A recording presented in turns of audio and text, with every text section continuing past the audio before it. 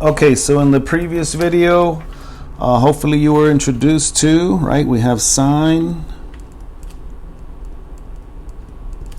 cosine, and tangent, which we know is sine, cosine, and tangent, right? And we usually have this little angle symbol, which is called theta, right? And then we have there's three new ones. These were the three old ones, right? There's 1, 2, 3. So here's the three new ones.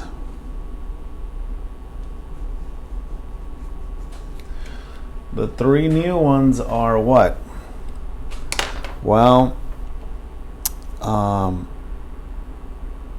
their names are what? Cosecant, secant, and cotangent. We're gonna have to learn just the way here we know the kind of like the whole word, or the whole, you spell it out sine, but then kind of like the abbreviation cosine, and then the abbreviation tangent, and then the abbreviation. These are the three old ones. These are the first three that we learned. These are the new ones: cosecant, secant, cotangent.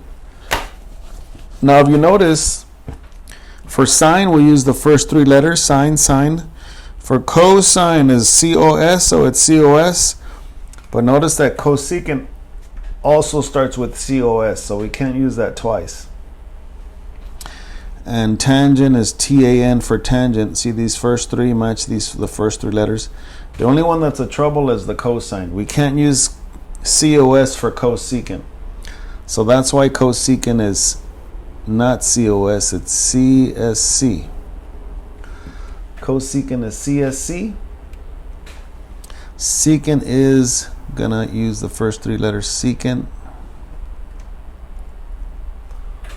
And then cotangent, yes, it's going to use the first three letters COT. So here's the three new ones. You already know sine, cosine, tangent, secant, cosecant, cotangent. Okay, so pairing these up, because once you pair them up, the work's really easy, right? The work's really easy. So here we go. So if I have sine, and I have cosine, and I have tangent, and I know the answers for sine, cosine, and the ratios, right? These ratios are these trig functions. Let's say sine is 3 over 5. And let's say cosine is 4 over 5. And let's say tangent is 3 over 4. Right? Let's say you do a problem, you see a triangle, and you do the ratios. You do COT, and you get 3 over 5, 4 over 5, 3 over 4. Once you know these three, now you actually know these three. There's really no work. If you do the work for these, you actually already kind of did the work for these new three ones. These three new ones, right? These are the three new ones: this cosecant, and the secant, and the cotangent. All you got to know is how to pair them up. What do I mean by that? Well, see, there's three here, and there's three here. I always start with tangent because it's kind of like, they kind of sound similar. See, like tangent, cotangent, tangent, cotangent. So I know that the one that pairs up with tangent is cotangent. Yeah? And if I know how to pair these up, these are called reciprocal.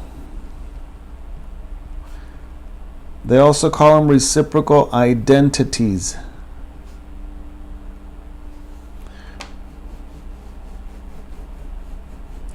And here's the reciprocal part. Oops, I can't see that, right? Reciprocal identities.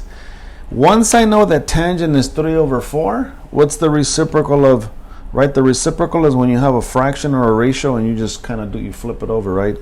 If tangent is 3 over 4 and it pairs up with cotangent, then cotangent is the reciprocal. Well, then that's just going to be what? 4 over 3. I mean, that is it. See, but you have to know these three first. Once I know these three first, then I mean, the math is just doing the reciprocal. Just if this is 3 over 4, the reciprocal is 4 over 3. That's it. But you have to know that tangent, which ones pair up. Tangent is a reciprocal identity of cotangent. That's what I mean by pairing up. This one pairs up with this one, and they are reciprocal. Or if I start with cotangent, and I know cotangent is 4 over 3, then I should be able to connect it to this one and say, okay, well, then I just do the reciprocal, right? You get 3 over 4. Now, if I go back over here, and I think this was also explained in the first video, don't confuse these other two. The way I like to remember is this, and I think it's mentioned in the first video. This one starts with an S, sine starts with an S, cosine starts with a C. And if you look at the other two that are remaining, right, we already used cotangent. They also start with a C and an S.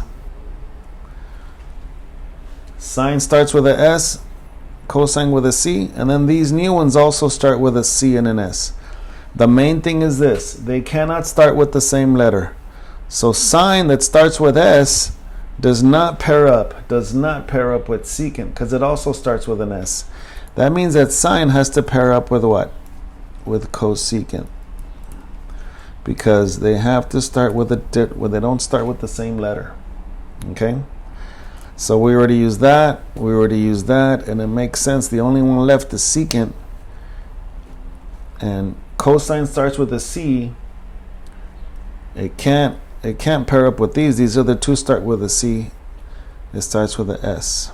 That's the way I kind of been learning it, and I show it to my students, and that's how I remember to pair them up. Once I pair these trig functions, then it's easy to get the answers, right? If sine is 3 over 5, then cosecant is what? The reciprocal, 5 over 3. I mean, there's no work to do. You just do the reciprocal. You just flip this over, right? And likewise, if cosine is 4 over 5, then secant is what? 5 over 4. That is it.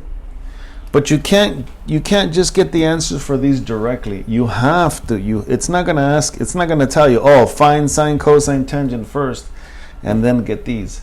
You have to know that. In order to get these, you have to get these first. All right, let's try it. We'll try another one in a bit.